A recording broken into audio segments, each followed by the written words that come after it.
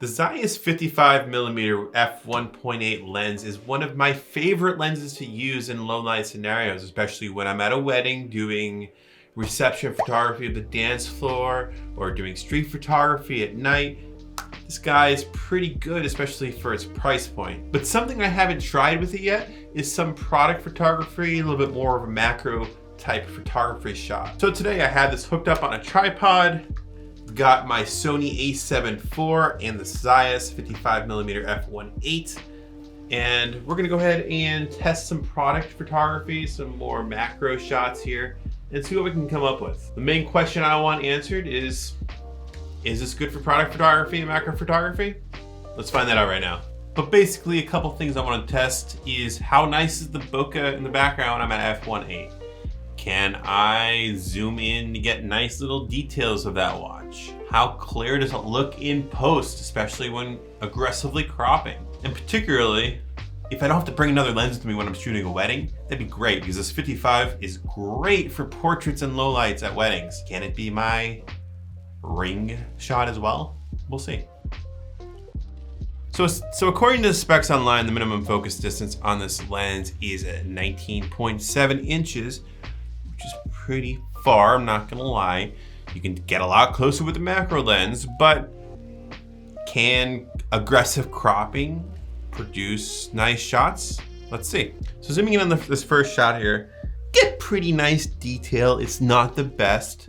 I do think a macro lens would work a lot better, but for most cases here, I don't see anything wrong with it, especially for like rings in a wedding scenario. I'm gonna go ahead and add a background to this shot and see if we can produce an interesting background with a nice bokeh.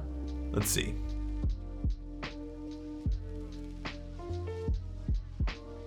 So this is something I really wanted to get into. So I added some staged props here, as you can see. There's a coffee bag of beans, a mug, a deck of cards, which you can't really see, and a bracelet, and we're just trying to make a more interesting background. We want an aperture of f1.8 so it gets blurred out in the background. The focus is still the watch, but it's more interesting to look at than just a normal watch in a black background, as you can see in this photo here. But when you take a picture with a background like this, it's more interesting, as you can see here. And as you can see, this shot's a lot more interesting. There's more stuff going in the background, but the focus point is still the watch. I think it's a really good way to highlight a product, especially like a watch. The maximum aperture of this lens is actually f1.8, which is actually pretty great, especially when you're considering its price point. You can find these used for around $600-700, new under $1,000. And honestly, you would struggle to find a good piece of glass, especially with this quality of glass, for that price and that aperture. And with that, the minimum aperture is f22. As with a lot of lenses that aren't the G series, G Master lens, or the Sony native lenses, this does not have optical steady shot. So if you're shooting on a full body camera like the a7 IV, the IBIS comes in handy. But if you're taking this lens onto like a6400 or something without IBIS, you might really need a tripod to get nice clear shots. Or shooting in a shorter exposure, 1/400th of a second, just to make sure you don't get any camera jitters. Now, one of the biggest things I like about this lens is its size. It's pretty small. It's only 9.9 ounces, so it's very light. It actually feels kind of funny on a full frame camera just because of how much bigger the body is compared to the lens. With a lot of Sony full frame lenses, they're hefty. I mean, like the 24-70 Sigma lens, it's a big lens.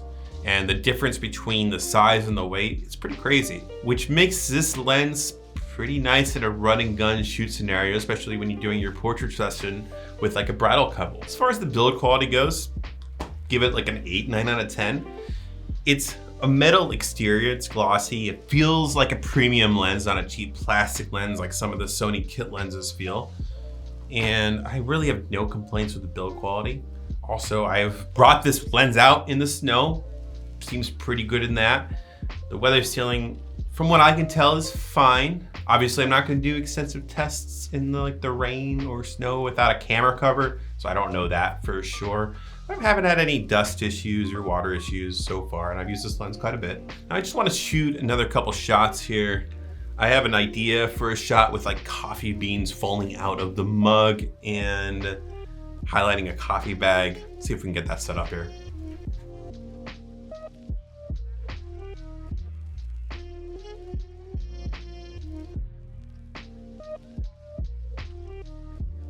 So for this shot, I have it in 1/160th of a second, f1.8 ISO 100. The focus is on the bag, not the mug. So the mug should be a little bit blurry, not too much.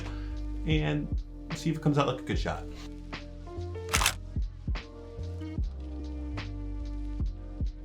Okay, I think that came out pretty good. So I'm gonna go ahead and just bring the coffee bag up front, the mug more in the background, and just get a little bit more of a variety here.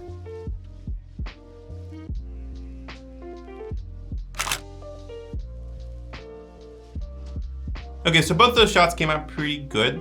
As you can see, an interesting background makes a world of difference in product photography. Do I think this is a nice macro lens? It's okay. Do I think it's a good product lens or good for ring photography and detail shots of weddings? Yeah, 100%. There's nothing wrong with it. If you're getting a little bit more into the intricate details of the shot, maybe consider investing in an actual macro lens that has a better minimum focus distance. But for your run and gun scenario where you're doing product photography or wedding photography where you're getting pictures of rings and other details in the wedding, the 55mm f1.8 lens from ZEISS, look at the job done, no problem. And it's also a great portrait lens. So if you're looking to be a minimalist with your kit, consider this lens. All right, so going into the first shot here, you can see it picked up a lot of good details. I had a pretty high f-stop of f1.8 here, so it's pretty out of focus on the band here, which I probably would shoot differently if I was doing this again. And it's just a black background, so you can't really tell bokeh in the background. Now, if we zoom in here a bit, you can see it picked up pretty good details. When you start getting into like really intense zoom, you can start seeing a lot of distortion along the lines. And I feel like if you had an actual macro lens and you can get closer to the subject, you'd probably be able to zoom in a lot more aggressively than you are right here. But overall, in most situations, especially for product photography, wedding detail shots, you're zooming out to right around here at the most. And there's enough detail in there to get you by for any sort of gig where you're getting paid for wedding photography, product photography, anything like that. So this is the edit that I chose to go with for this.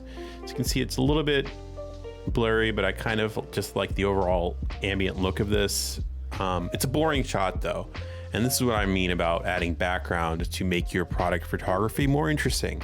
I'll show you in this photo right here. This is the edited shot that I have with the products in the background, and it came out pretty good. I like it a lot. The attention's clearly on the watch, in my opinion. Got a little bit more of an interesting background. Now, there's a lot of gold up in here on this deck of cards that I had to mask and dull out because it was distracting. So I brought that down and the saturation way down on that gold there. And it really just helps bringing the attention to the watch. Now, something I did choose to do here differently was not center this circle of the watch. And I don't know, I feel like it draws you into the picture more. Let me know down in the comments below if you think this works or do you think it should be more centered. Now here's the shot of the coffee beans, and this is before I touched it up or did any editing. And this is the one with the mug in the front, and this is the one with the mug in the back. Let's go ahead and jump right into the edited versions. So with the mug in the front, I felt like a little bit more of a matte, darker feel, brought more attention to the coffee bean bag itself, which is the main focus of this photo. It came out pretty good. I think the ZEISS f1.8 55mm lens is absolutely killing it in this product photography style and would do well with rings or anything like that. I'll test that. I don't have any rings on me, but I do have a wedding coming up and I plan on using this lens for the rings there. So just share with y'all. And this is the shot with the mug and the beans in the background and the bag more in front. One thing to keep in mind is if I was getting paid to do a shoot on this product, I would ask for a few bags to pick out what has the best qualities. As you can see, there's little dots here and white marks, which you can clean up in post, but I already did clean it up in post, so that's how bad it was.